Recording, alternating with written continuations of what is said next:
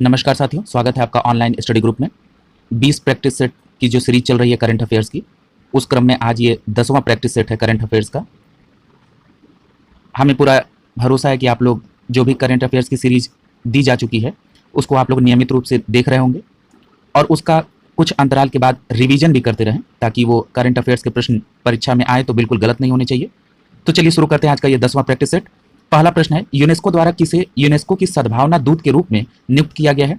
तो इसका सही जवाब होगा नाओमी कावासे। ठीक है, यानी नाओमी कावासे को यूनेस्को की सद्भावना दूत के रूप में नियुक्त किया गया है। अब यहाँ बात आती है कि नाओमी कावासे कौन है? तो ये जापानी फिल्म निर्देशक हैं। ठीक है, और इनको नाओमी कावासे को यूनेस्को ने सद्भावना दूत के तौर पर नियुक्त किया है, यानी पहले प्रश्न का आंसर बी होगा। प्रश्न संख्या 2 देखिए, वर्ष 2021 में मलेशियाई ओपन स्क्वैश चैंपियन में पुरुष एकल का खिताब किसने जीता था? तो इसका सही जवाब होगा सौरव घोषाल। ठीक है, यानी कि जो मलेशिया में ओपन स्क्वैश चैंपियन पुरुष एकल का खिताब जीता था वो जीता था सौरव घोषाल ने, यानी यहाँ पर आंसर आपका दूसरे का ए हो जाएगा। प्रश्न संख्या 3 देखिए, कह रहा है कि पब्लिक अफेयर्स सूचना सूचकांक 2021 के अनुसार 18 बड़े राज्यों में किस राज्य ने शासन प्रदर्शन में शीर्ष स्थान प्राप्त किया है? तो आपका सही जवाब होगा केरल, यानी जो पब्लिक अफेयर्स सूचकांक 2021 जारी हुआ उसमें 18 बड़े राज्यों में केरल ने सबसे शीर्ष स्थान प्राप्त किया है। ठीक है, और ये किस आधार पे है? तो राज्य में शासन प्रदर्शन के आधार पर केरल बड़े राज्यों में पहला स्थान है। तब आपके मन में ये प्रश्न उठ रहा होगा कि छोटे राज्यों में नंबर 1 पर कौन है? तो छोटे राज्यों में सिक्किम नंबर 1 पे है, और यदि हम यूटी की बात करें यानी यूनियन टेरिटरी या केंद्र शासित प्रदेश की बात करें तो इसमें पुदुचेरी नंबर 1 पे है। ये तीनों बातें आपको ध्यान में रखनी चाहिए, यानी प्रश्न संख्या 3 का सही आंसर बी हो जाएगा। प्रश्न संख्या 4 देखिए, भारतीय सशस्त्र बलों के लिए किस बैंक ने वीर नाम से रुपए कार्ड जारी किए हैं? तो आपका सही जवाब होगा कोटक महिंद्रा बैंक ने, यानी कोटक महिंद्रा बैंक ने सशस्त्र बलों के लिए वीर नाम से रुपए क्रेडिट कार्ड जारी किया है। चौथे का आंसर डी होगा। प्रश्न संख्या 5 देखिए, ऑस्ट्रेलिया के बिग बैश लीग के लिए साइन करने के लिए भारत के पहले क्रिकेट खिलाड़ी कौन है?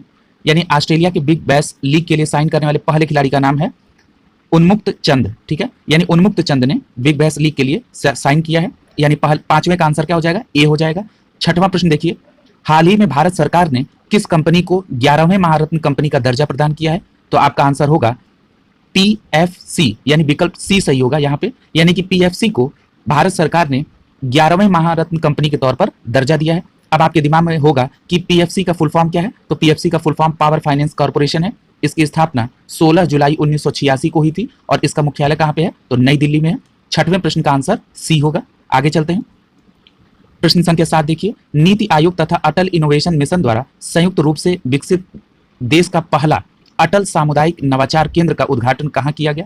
तो याद रखिएगा कि अटल सामुदायिक नवाचार केंद्र का उद्घाटन जयपुर में किया गया। ठीक है, यानी यहाँ पर ए आंसर सही होगा। और ये किसके द्वारा किया गया है? तो ये नीति आयोग तथा अटल इनोवेशन मिशन के का ये संयुक्त प्रयास है। ठीक है, अटल सामुदायिक नवाचार केंद्र जयपुर, यानी 7वें प्रश्न का आंसर ए होगा। जब बात जयपुर की आ गई तो आपको ये भी याद करा दें कि जयपुर में ही भारत का दूसरा और दुनिया का तीसरा सबसे बड़ा क्रिकेट स्टेडियम भी बनाया जा रहा है। ये आप पहले पढ़ चुके हैं। और आपको यह भी याद दिला दूं कि जो नरेंद्र मोदी स्टेडियम अहमदाबाद में है वो दुनिया का सबसे बड़ा स्टेडियम है। तब आपके दिमाग में यह प्रश्न उठ रहा होगा कि आपने दुनिया का सबसे पहला बड़ा cricket stadium Narendra Modi stadium Ahmedabad बता दिया, और जब जयपुर वाले स्टेडियम बन जाएगा तो वो तीसरा हो जाएगा। तो वर्तमान में दूसरे नंबर पर कौन है? तो ऑस्ट्रेलिया का मेलबर्न क्रिकेट स्टेडियम इस समय विश्व का दूसरा सबसे बड़ा क्रिकेट स्टेडियम है। आगे चलते हैं। प्रश्न संख्या 8 देखिए, भारत के सबसे ऊंचे एयर प्यूरिफायर टावर का निर्माण कहाँ किया गया? तो आपका सही जवाब होगा चंडीगढ़, यानी चंडीगढ़ में भारत का सबसे ऊंचा एयर प्यूरिफायर टावर लगाया गया है, यानी 8वें प्रश्न का आंसर बी होगा। 9वें प्रश्न की तरफ चलते हैं हम लोग। 9वें प्रश्न में दे रहा है कि वर्ष 2021 के लिए शांति का नोबेल पुरस्कार किसे प्रदान किया गया? तो याद रखिएगा कि वर्ष 2021 के लिए शांति का नोबेल पुरस्कार मारिया रेसा और दिमित्री मुराटोव, इन दोनों लोगों को दिया गया है। और ये भी अतिरिक्त जानकारी ले लीजिए कि मारिया रेसा फिलीपींस की हैं और दिमित्री मुराटोव जो हैं वो रूस के हैं। ठीक है, और इन दोनों लोगों ने अभिव्यक्ति की स्वतंत्रता को लेकर अपनी बात को रखा था, यानी प्रश्न संख्या 9 का सही आंसर डी हो जाएगा, यानी यहाँ पर ए और बी दोनों होगा।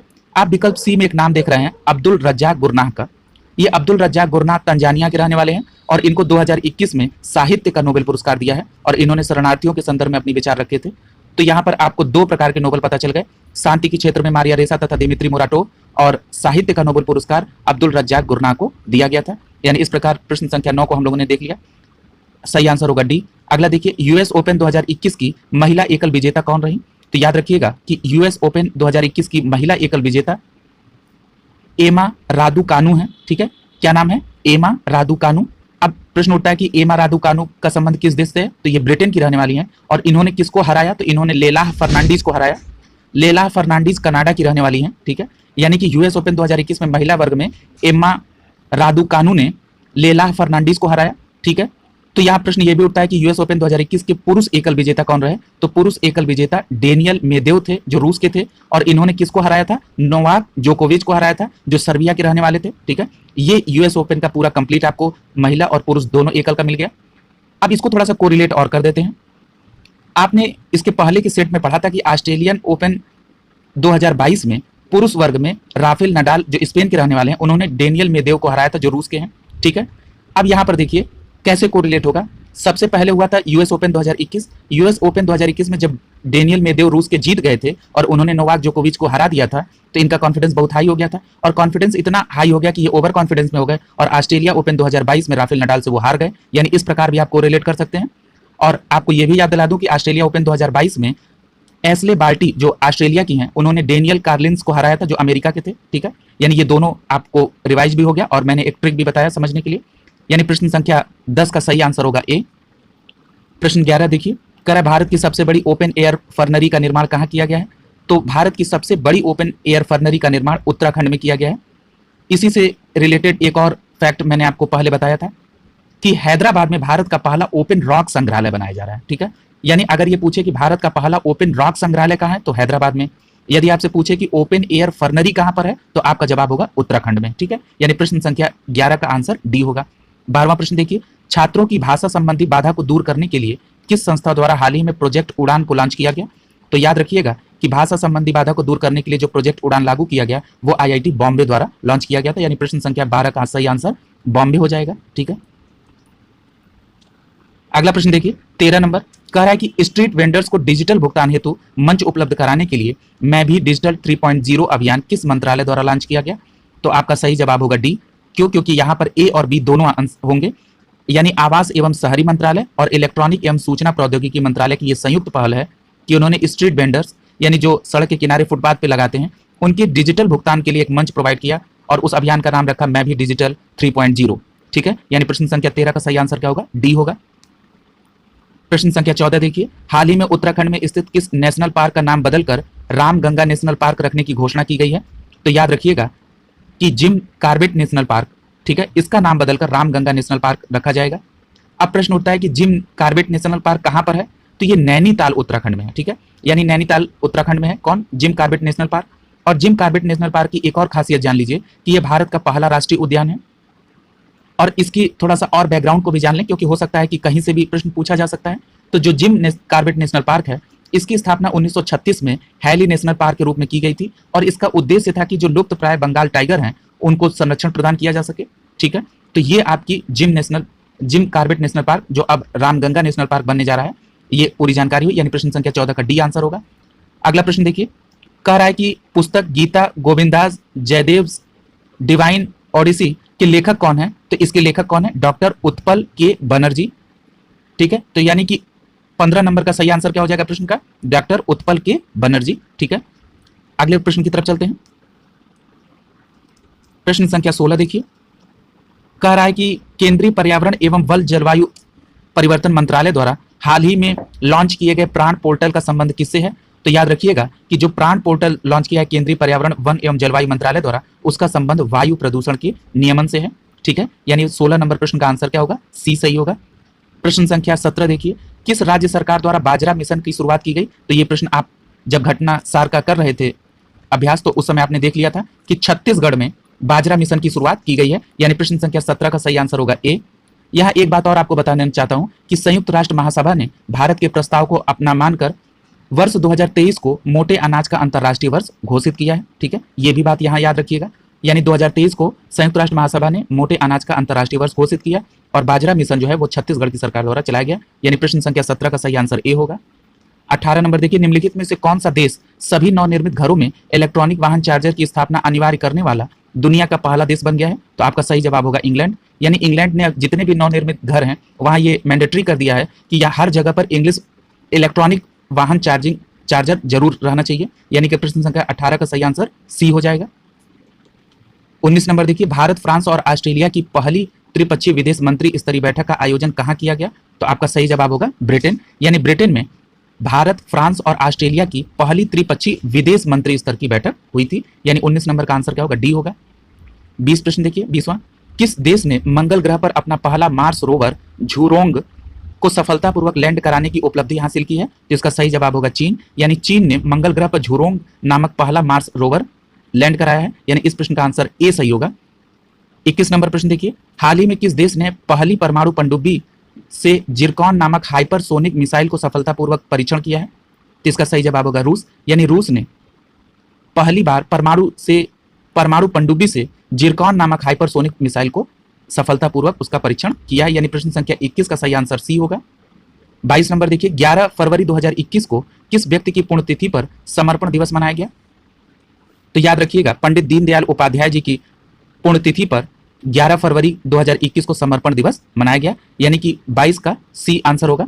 ठीक है, अगला प्रश्न देखिए, प्रश्न संख्या 23, भारत के किस शहर में कुत्तों के लिए विशेष ब्लड बैंक स्थापित किया गया है? तो आपका सही जवाब होगा लुधियाना, यानी लुधियाना वो शहर है जहां पर कुत्तों के लिए विशेष ब्लड बैंक स्थापित किया गया है। अगला प्रश्न संख्या 24 देखिए, आर्थिक समीक्षा 2021-22 के अनुसार वर्ष 2020-21 में भारत में अनाजों का कुल कितना उत्पादन रहा? ये इस प्रकार के प्रश्न परीक्षा के लिए बहुत इंपॉर्टेंट है, तो याद रखिएगा कि 282.9 मिलियन टन, यानी विकल्प बी सही होगा। ये 2020-21 में भारत में अनाजों का कुल उत्पादन है, यानी प्रश्न संख्या 24 का बी आंसर कितना है? 282.9 मिलियन टन। ठीक है, यानी 282.9 मिलियन टन। अगला प्रश्न है 25 नंबर, भारत की पहली भूतापी क्षेत्र विकास परियोजना का स्थापना कहाँ किया जाएगा? तो इसका सही जवाब क्या होगा कि भूतापी परियोजना का विकास कहाँ किया जाएगा? तो याद रखिएगा कि भूतापी परियोजना का विकास लेह में किया जाएगा, यानी प्रश्न संख्या 25 का सही आंसर होगा बी। ठीक है, एक चीज और याद रखिएगा, यहाँ पे चूंकि लेह लद्दाख में है और यहाँ पे जम्मू कश्मीर से ये अलग हो चुका है, अलग यूनियन टेरिटरी बन गया है। एक जम्मू कश्मीर का भी एक बहुत इंटरेस्टिंग और बहुत महत्वपूर्ण प्रश्न यहाँ पे कोरिलेट कर सकते हैं कि जम्मू कश्मीर का पहला दूध गांव कौन बना है? तो जेरी हैमलेट को जम्मू कश्मीर का पहला दूध गांव घोषित किया गया, ये भी याद रखिएगा। प्रश्न संख्या 26 देखिए, किस राज्य सरकार द्वारा कौशल्या मातृत्व योजना लॉन्च की गई? तो आपको याद होना चाहिए, आप इसको पढ़ भी चुके हैं कि कौशल्या मातृत्व योजना छत्तीसगढ़ सरकार द्वारा लॉन्च की गई, यानी यहाँ पे आपका आंसर क्या हो जाएगा? बी हो जाएगा 26 का। 27 नंबर देखिए, अक्टूबर 2021 में भारत ने किस देश के साथ अजय वारियर नामक संयुक्त युद्धाभ्यास किया था? तो आपका सही जवाब होगा ब्रिटेन, यानी भारत ने ब्रिटेन के साथ मिलकर अजय वारियर नामक युद्धाभ्यास किया था, यानी प्रश्न संख्या 27 का आंसर सी होगा। प्रश्न संख्या 28 देखिए, फरवरी 2021 में जारी इंडिया जस्टिस रिपोर्ट 2020 में बड़े राज्यों में किस राज्य को शीर्ष स्थान मिला है? तो फरवरी में जो जारी होगा इंडिया जस्टिस रिपोर्ट 2020, उसमें बड़े राज्यों में शीर्ष स्थान पर महाराष्ट्र रहा और छोटे राज्यों में शीर्ष स्थान पर कौन रहा? त्रिपुरा। एक बात और उत्तर प्रदेश स्पेशल के नजरिए से जान लीजिए कि जो बड़े राज्य थे उसमें नंबर 1 पे तो महाराष्ट्र था, लेकिन अंतिम स्थान पर 18वें स्थान पर उत्तर प्रदेश का स्थान था, यानी प्रश्न संख्या 28 का बी आंसर होगा। 29 देखिए, फरवरी 2021 में किस राज्य में 3 दिवसीय मांडू महोत्सव का आयोजन किया गया? तो याद रखिएगा कि मांडू महोत्सव मध्य प्रदेश में हुआ, यानी प्रश्न संख्या 29 का सही आंसर क्या होगा? सी होगा। प्रश्न संख्या 30 देखिए, केंद्रीय बजट 2022-23 के अनुसार किसी भी वर्चुअल डिजिटल परिसंपत्ति के हस्तांतरण में हुई किसी भी आय पर कितने प्रतिशत की दर पर कर लिया जाएगा, यानी कितने प्रतिशत की दर पर टैक्स लगाया जाएगा? यदि आप वर्चुअली डिजिटल परिसंपत्ति का हस्तांतरण का मतलब ट्रांसफर करते हैं, यानी वर्चुअली डिजिटल परिसंपत्ति का, यानी कुछ ऐसा एसेट्स जिसको वर्चुअली डिजिटल आप हस्तांतरित करते हैं, तो उस पर कितना टैक्स लिया जाएगा? ये बजट में प्रावधान किया गया है, तो इसमें 30% का टैक्स लिया जाएगा, यानी 30 का आंसर हो जाएगा सी। अगले प्रश्न की तरफ चलते हैं। 31 नंबर देखिए, श्रम आंदोलन से जुड़ा हुआ संग्रहालय भारत के किस राज्य में खोला जाएगा? तो आपका सही जवाब होगा केरल, यानी केरल में श्रम आंदोलन से जुड़े जितने भी तथ्य हैं उनको एक जगह एकत्रित करके वहां पर एक संग्रहालय खोला जाएगा, यानी 31 नंबर प्रश्न का सही आंसर सी होगा। प्रश्न संख्या 32 देखिए, जैव विविधता संरक्षण पर ध्यान केंद्रित करने हेतु चौथा वन प्लैनेट सम्मेलन का आयोजन किस देश में हुआ? तो आपका सही जवाब होगा फ्रांस में, यानी कि जैव विविधता के संरक्षण के लिए जो चौथा वन प्लैनेट सम्मेलन है वो फ्रांस में हुआ। यह भी परीक्षा के दृष्टिकोण से काफी महत्वपूर्ण प्रश्न है, 32 का ए होगा। 33 नंबर देखिए, केंद्रीय आवास एवं शहरी मामले मंत्रालय न्यू अर्बन इंडिया सम्मेलन का आयोजन कहाँ किया गया? तो याद रखिएगा कि जो केंद्रीय आवास एवं शहरी मंत्रालय द्वारा न्यू अर्बन इंडिया सम्मेलन का आयोजन लखनऊ में किया गया।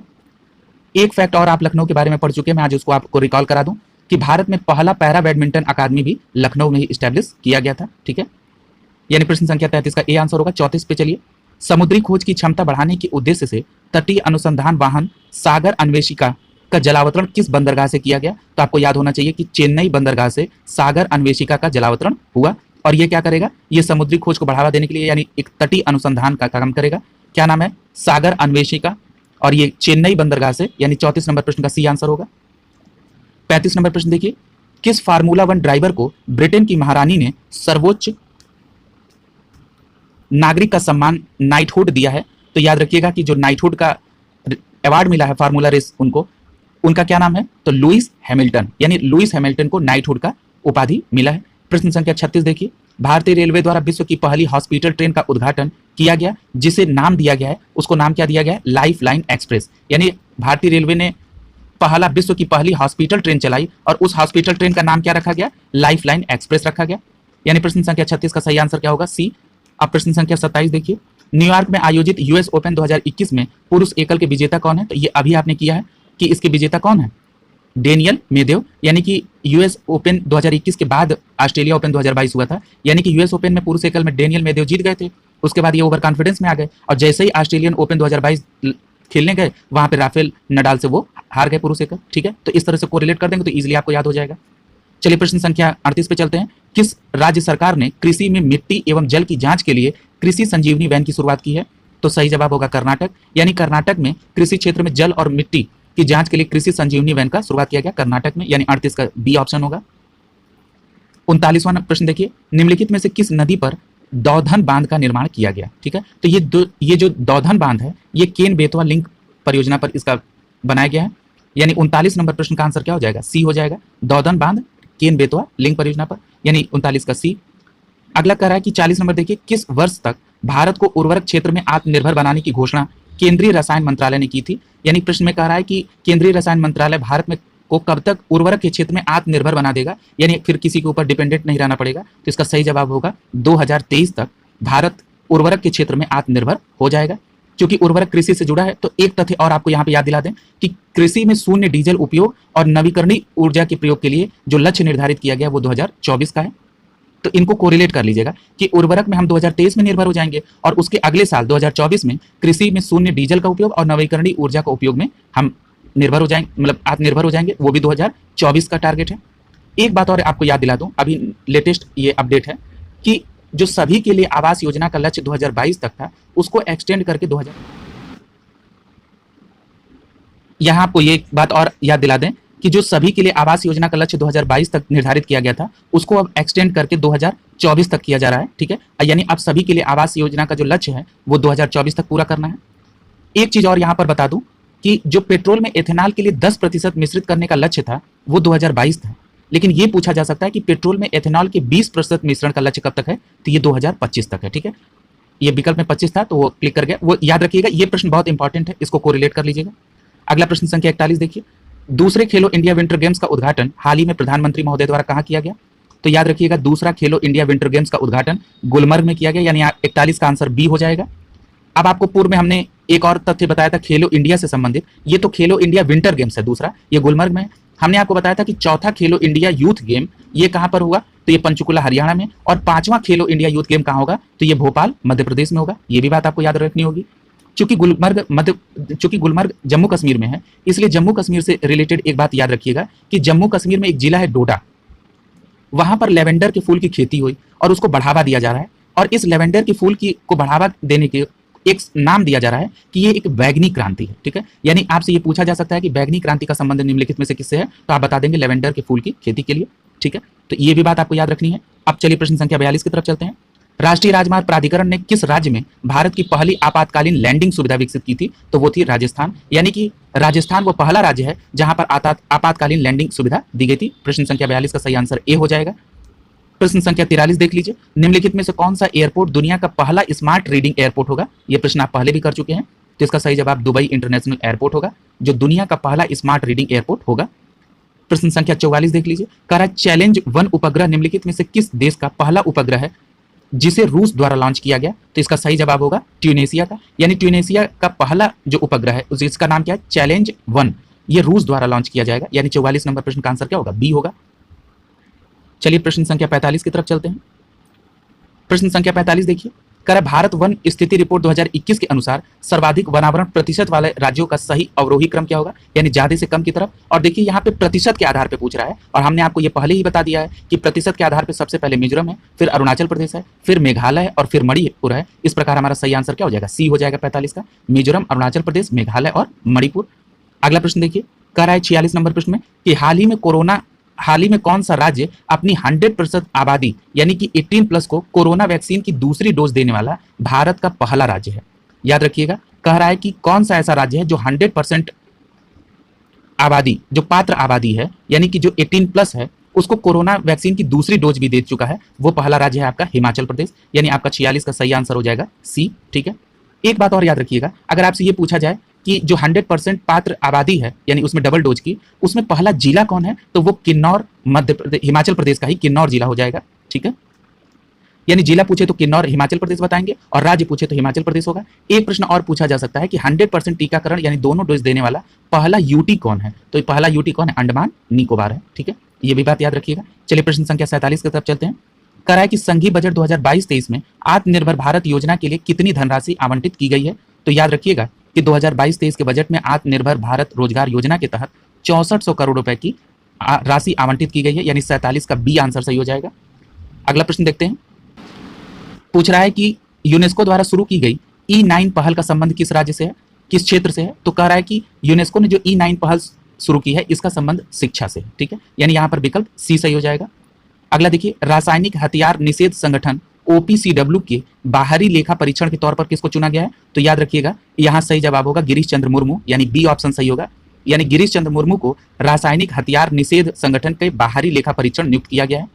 याद रखिएगा कि जो ये गिरीश चंद्र मुर्मू है ये controller and auditor general of India है। ठीक है, यानी नियंत्रण एवं महालेखा परीक्षक। ठीक है, और ये किस आर्टिकल के तहत है, तो ये आर्टिकल 148 के तहत है। ठीक है, तो ये भी बात आपको याद रखनी चाहिए। अगला प्रश्न देखिए, यानी इस प्रश्न 49 का सही आंसर क्या होगा, बी होगा। 50 का आंसर देख लीजिए, कह रहा है कि युद्धाभ्यास के दौरान किस देश की पनडुब्बी KRI नगल्ला गुम हो गई थी, जिसको खोजने के लिए ऑपरेशन तेमान शुरू किया गया। अब यहाँ पर ध्यान दीजिएगा, यहाँ दो प्रकार के प्रश्न पूछे जा सकते हैं। ये पूछा जा सकता है कि KRI नागल्ला को खोजने के लिए कौन सा ऑपरेशन चलाया गया, तो ऑपरेशन तेमान चलाया गया। अब यहाँ ये प्रश्न पूछ रहा है कि ये किस जगह की पनडुब्बी खो गई थी, किस देश से संबंधित है, तो आपका सही जवाब होगा इंडोनेशिया। यानी ये इंडोनेशिया की पनडुब्बी खो गई थी जिसके लिए ऑपरेशन तेमान चलाया गया था। ठीक है, आपको याद होना चाहिए। ये प्रश्न संख्या 50 का सी ऑप्शन होगा। इस प्रकार आज के इस 10वें प्रैक्टिस सेट यहीं पे कंप्लीट होता है। धीरे धीरे एक एक करते हुए मिशन मोड में हम लोग पूरे 20 के 20 प्रैक्टिस सेट कर लेंगे और डिटेल चर्चा करते हुए करेंगे। ठीक है, आज के लिए बस इतना ही। आपका बहुत बहुत धन्यवाद।